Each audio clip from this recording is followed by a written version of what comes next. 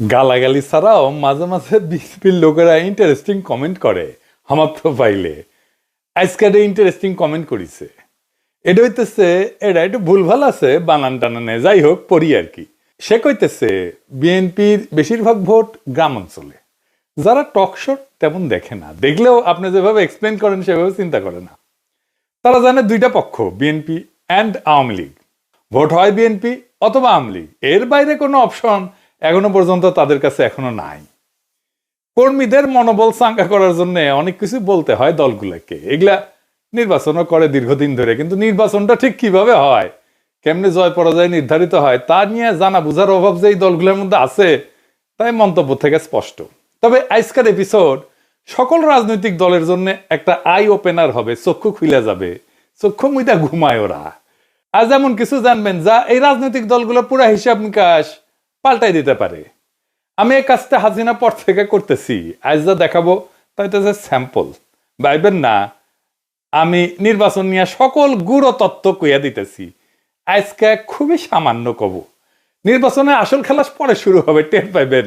আজ শুধু হালকার উপরে ঝাকসা দেখাবো, কোন এক্সটেন্টে এই কাজ যাইতে পারে সেটা বুঝতে পারবেন। আসেন আল্লাহর নামে শুরু করি। আপনারা জানেন কি যে সিলেট সদরে যেই দল জিতে সে দল সরকার গঠন করে। সবাই কইতো সিলেট এক আসনে জাদুর প্রদীপ আছে, এই জন্য রাজনৈতিক দলগুলো সিলেট এক আসন থেকে নির্বাচনী প্রচার শুরু করে। কথাটা অবশ্য পুরাপুরি সত্য না, কারণ 1986 সালে এইখানে হুমায়ুন রশিদ চৌধুরী জিতেছিল স্বতন্ত্র প্রার্থী হিসাবে। তো স্বতন্ত্র প্রার্থী তো সরকার গঠন করে না। যাই হোক, তবে বাংলাদেশের মাত্র কয়েকটা আসন, মাত্র কয়েকটা 85টা আসন, এই আসনে আপনি সংখ্যাগরিষ্ঠতা পাইলে আপনি সরকার গঠন করতে পারবেন, গ্যারান্টেড। এই 85টা আসনে সংখ্যাগরিষ্ঠতা পাইলে আপনি সারা দেশে পাইবেন সংখ্যাগরিষ্ঠতা। সে আসনগুলা কোনগুলা, এটাই হইতেছে আজকের স্যাম্পল। তবে আমি বুঝাই দেব যে কেনই বা বলতেছি এই 85টা আসনগুলোতে সংখ্যাগরিষ্ঠতা পাইলে সরকার গঠন করতে পারবেন। এই আসনগুলো কোনগুলা, আসেন সেটা এবার দেখি। বাংলাদেশের শহর আর নগরের সিটগুলা এই 85টা আসন।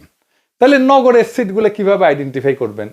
সিটি কর্পোরেশন আছে যেই সিটে, পৌরসভা আছে যেই সিটে, এছাড়া সংসদীয় আসনগুলোর একটা ছোট অংশ আছে যা মিশ্র প্রকৃতির, যেখানে শহর এবং গ্রাম উভয় এলাকারই ভোটার অন্তর্ভুক্ত থাকে। এদেরও নাগরিক ভোটারদের মতো ক্যারেক্টার থাকে, শহর বা নগরের আসনগুলোর মতো এগুলো আচরণ করে। এই মিশ্র আসনগুলোকে যুক্ত করলে আমরা বাংলাদেশের নগরায়নের একটা পূর্ণ চিত্র কিন্তু পাবো। আমি 3টা ভাগের তালিকাটা উপস্থাপন করতেছি। 1 নাম্বার, এডিটর সাহেব পাশে লিখে দেন, পূর্ণাঙ্গ নগর আসন, যেগুলো মূলত সিটি কর্পোরেশন এলাকা নিয়ে গঠিত। 2 নাম্বার, পৌরসভা কেন্দ্রিক আসন, যেগুলো মূলত জেলা শহরের পৌরসভা নিয়ে গঠিত। 3 নাম্বার, মিশ্র প্রকৃতির আসন, যেখানে উল্লেখযোগ্য শহর বা পৌর এলাকা থাকলেও একটা বড় অংশ গ্রাম নিয়ে গঠিত। তাইলে আমরা আসনগুলো এবার একটু বুঝে দেখি কোনটা কোনটা। 1 নাম্বার, পূর্ণাঙ্গ নগর আসন, যেগুলো সিটি কর্পোরেশন ভিত্তিক। এই আসনগুলো প্রায় সম্পূর্ণভাবে সিটি কর্পোরেশন এলাকার মধ্যে অবস্থিত।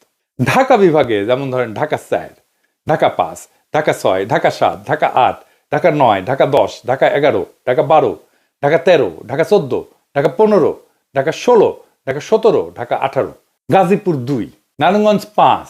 এইগুলো হইতেছে ঢাকা বিভাগের সিটি কর্পোরেশনের আসন। চট্টগ্রাম বিভাগ, চট্টগ্রাম 9, চট্টগ্রাম 10 এবং চট্টগ্রাম 11। রাজশাহী বিভাগ, রাজশাহী 2, খুলনা বিভাগ, খুলনা 2, সিলেট বিভাগ, সিলেট 1, বরিশাল বিভাগ, বরিশাল 5, রংপুর বিভাগ, রংপুর 3, ময়মনসিংহ বিভাগ, ময়মনসিংহ 4। মোট পূর্ণাঙ্গ নগর আসন যা সিটি কর্পোরেশন এলাকা, এটা 26টা।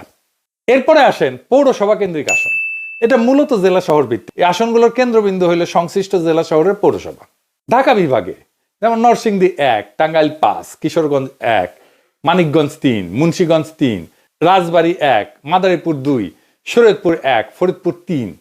চট্টগ্রাম বিভাগে কুমিল্লা 6, ব্রাহ্মণবাড়িয়া 3, চাঁদপুর 3, নোয়াখালী 4, ফেনী 2, লক্ষ্মীপুর 3, কক্সবাজার 3। রাজশাহী বিভাগ বগুড়া 6, পাবনা 5, সিরাজগঞ্জ 2, নওগাঁ 5, নাটোর 2, চাঁপাইনবাবগঞ্জ 3, জয়পুরহাট 1। খুলনা বিভাগ যশোর 3, সাতক্ষীরা 2, বাগেরহাট 2, কুষ্টিয়া 3। ঝিনাইদহ সরকার গঠনে ভূমিকা রাখছিল কিনা। এইটা বাংলাদেশের রাজনৈতিক ইতিহাস বিশ্লেষণের জন্য গুরুত্বপূর্ণ। এই বিশ্লেষণটা বাংলাদেশের রাজনৈতিক গতি প্রকৃতি বোঝার জন্য খুবই গুরুত্বপূর্ণ। নগর বা নাগরিক ভোটের প্রবণতা আসলেই সরকার গঠনে মূল ভূমিকা রাখে কিনা তা আমরা 1991 থেকে 2008 সালের নির্বাচনের ফলাফল বিশ্লেষণ করে দেখব এবং নগর কেন্দ্রিক আসনগুলোর ফলাফল বিশ্লেষণ করে একটা চূড়ান্ত সিদ্ধান্তে আসব। প্রথমে আসেন 1991 সাল, পঞ্চম সংসদ নির্বাচন। 1991 সালের নির্বাচনে বিএনপি একটা বিস্ময়কর জয় পেয়ে সরকার গঠন করে। যদিও তারা একক সংখ্যাগরিষ্ঠতা পায়নি, কিন্তু জামাত ইসলামের সমর্থনে সরকার গঠন করতে সমর্থ হয়। বিএনপি এই যে 85টা আসন, এই আসনগুলোর মধ্যে প্রায় 45 থেকে 50টা আসনে জয়লাভ করে। বিশেষ করে ঢাকা এবং চট্টগ্রামের আসনগুলোতে তারা ভালো ফলাফল করে। আওয়ামী লীগ প্রায় 30 থেকে 35টা আসনে জয়ী হয়। সারা দেশের ফলাফল বিএনপি 140টা আসন, আওয়ামী লীগ 88টা আসন। তার মানে 1991 সালে দেখা যাচ্ছে যে দল নগর এবং পৌরসভা কেন্দ্রিক আসনে আগাই ছিল বিএনপি, তারাই সরকার গঠন করছে। এরপরে আসেন 1996 সালের নির্বাচন। এই নির্বাচনে আওয়ামী লীগ দীর্ঘ 21 বছর পর ক্ষমতায় ফিরে আসে। এটা ছিল একটা অত্যন্ত প্রতিদ্বন্দ্বিতাপূর্ণ নির্বাচন। এই নির্বাচনের আগে একটা মেলা গ্যাঞ্জাম হয়েছিল, না জেনারেল নাসিম কু করতে চাইছিল। যাই হোক, ওই প্রসঙ্গে আর না আসি।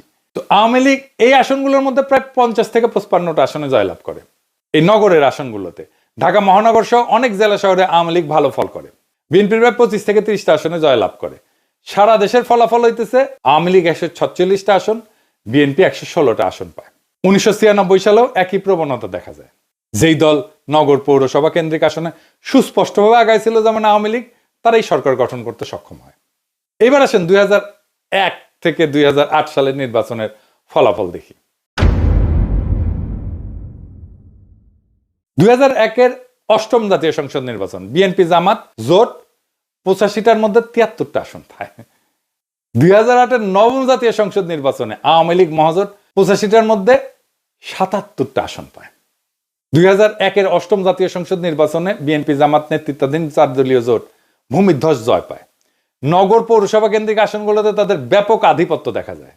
এই যে পূর্ণাঙ্গ নগর আসন, সিটি কর্পোরেশন 26টার মধ্যে বিএনপি জামাত পায় 24টা আসন। বিশেষ করে ঢাকা, চট্টগ্রাম, রাজশাহী, খুলনা মহানগরে প্রায় সব কয়টা আসনই তারা পায়। আওয়ামী লীগ মাত্র কয়েকটা আসনে জয় হইতে পারে। পৌরসভা কেন্দ্রিক আসনগুলো 50টার মধ্যে বিএনপি জামাত প্রায় 42টা আসন পায়। দেশে প্রায় সকল জেলা শহরের আসনে তাদের প্রার্থীরা জয়লাভ করে। আওয়ামী লীগ প্রায় 8টা আসনে জয় হয়। মিশ্র প্রকৃতির আসন 9টার মধ্যে বিএনপি জামাত জোট পায় 7টা আসন, আর আওয়ামী লীগ প্রায় মাত্র 2টা। তার মানে নগর, আধানগর এলাকার ভোটাররা মূলত জামাত বিএনপি জোটকেই সমর্থন দিয়েছিল 2001 সালের নির্বাচনে। এটা ছিল আওয়ামী লীগের জন্য একটা বড় বিপর্যয়। 2008 সালের নির্বাচন, নবম জাতীয় সংসদ নির্বাচন। আমরা জানি এই নির্বাচনে আওয়ামী লীগ নেতৃত্বাধীন মহাজোট বিপুল সংখ্যাগরিষ্ঠতা অর্জন করে, যা 2001 সালের ফলাফলের সম্পূর্ণ বিপরীত চিত্র। পূর্ণাঙ্গ নগর আসন, সিটি কর্পোরেশন আসনে 26টার মধ্যে আওয়ামী লীগ সব কয়টা আসনে জয়লাভ করে, সব, একটাও বাদ ছিল না। ঢাকা, চট্টগ্রাম সহ সকল সিটি কর্পোরেশন আসলে মহাজোটের প্রার্থীরা বিপুল ভোটে জয়ী হয়। বিএনপি জামাত জোট কোনো আসনই পায়নি। পৌরসভা কেন্দ্রিক আসন 50টার মধ্যে আওয়ামী লীগ মহাজোট 45টা আসনে জয়ী হয়। বিএনপি জামাত মাত্র 5টা আসনের মতো পায়। মিশ্র প্রকৃতির আসন 9টার মধ্যে আওয়ামী লীগ 6টা আসন পায়, আর বিএনপি জামাত পায় 3টা আসন। এই নির্বাচনে নগর পৌর এলাকার ভোটাররা পুরোপুরি আওয়ামী লীগ নেতৃত্ব। তো এই 4টা নির্বাচনের আলোকে ফলাফল বিশ্লেষণ করলে একটা সুস্পষ্ট প্যাটার্ন বা ধারা লক্ষ্য করা যায়। এটির শেষে পাশে একটা টেবিল করেন নির্বাচনের বছর, নগর আসনে বিজয়ী সরকার গঠনকারী দল এবং নগর আসনের ভূমিকা। 1991 নগর আসনে বিজয়ী বিএনপি, সরকার গঠনকারী দল বিএনপি। নগর আসনের ভূমিকা কি? নির্ণায়ক ভূমিকা। 1996 নগর আসনে বিজয়ী আওয়ামী লীগ, সরকার গঠন আওয়ামী লীগ। নগর আসনগুলোর ভূমিকা নির্ণায়ক। 2001 নগর আসনে বিজয়ী বিএনপি জামাত, সরকার গঠন করে বিএনপি জামাত, নগর আসনের ভূমিকা নির্ণায়ক। 2008 নগর আসনে বিজয়ী আওয়ামী লীগ, সরকার গঠন করে আওয়ামী লীগ মহাজোট, এবং নগরের আসনগুলোর ভূমিকা নির্ণায়ক। এই 4টা অবাধ এবং প্রতিদ্বন্দ্বিতাপূর্ণ নির্বাচনের ফলাফল বিশ্লেষণ করে এটা সুস্পষ্টভাবে প্রতীয়মান হয় যে দল বা জোট বাংলাদেশের নগর বা পৌরসভা কেন্দ্রিক আসনগুলোতে আগায় থাকে, তারাই সরকার গঠন করে। এরাই মূলত সুইং ভোটার। এই আসনগুলো কোনো দলের একচেটিয়া না। এর কারণ কি হইতে পারে? এর কয়েকটা সম্ভাব্য কারণ হইতে পারে। 1 নম্বর হইতেছে জাতীয় ইস্যুতে সংবেদনশীলতা। শহরের ভোটাররা জাতীয় পর্যায়ে রাজনৈতিক, অর্থনৈতিক ইস্যুতে বেশি সচেতন এবং সংবেদনশীল হন। তাদের ভোট জাতীয় প্রবণতার একটা শক্তিশালী নির্দেশক হিসেবে কাজ করে। 2 নম্বর মিডিয়ার প্রভাব। গণমাধ্যম, সামাজিক যোগাযোগ মাধ্যমের প্রভাব শহরাঞ্চলে বেশি, যা জনমত গঠনে গুরুত্বপূর্ণ ভূমিকা রাখে। 3 নাম্বার হচ্ছে সুইং ভোটার। গ্রামীণ এলাকার চেয়ে শহরাঞ্চলে সুইং ভোটার বা দোদুল্যমান ভোটারের সংখ্যা বেশি। এই ভোটারেরা নির্দিষ্ট কোনো দলের প্রতি অনুগত না থেকে পরিস্থিতি অনুযায়ী ভোট দেন, যা নির্বাচনের ফলাফল নির্ধারণে ভূমিকা রাখে। আরেকটা বিষয় হইতেছে যে এই শহরে যারা থাকে তাদের সাথে গ্রামের একটা যোগাযোগ থাকে, তারা গ্রামে যায় আসে। গ্রামের ছাত্ররা শহরে আসে, পড়াশোনা করে, তারা গ্রামে যায়, তাদের মতামত রাখে। এইভাবেই গ্রামের উপরে শহরের একটা ভূমিকা পড়ে। আরেকটা কারণ হচ্ছে গ্রামীণ ভোটাররা স্থায়ী, কিন্তু নগরের ভোটাররা স্থায়ী না। তাই নগরের ডেমোগ্রাফি প্রতিনিয়ত পরিবর্তিত হয়।